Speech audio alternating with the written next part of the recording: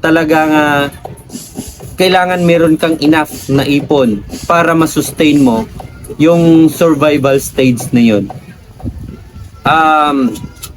Tulad sa rice milling business, pumasok ka sa rice milling business, yes, kikita ka.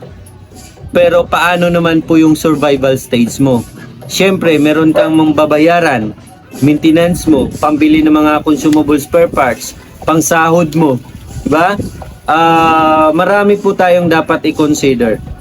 Kahit anong klaseng negosyo, sabihin nating water refilling station, gasoline station.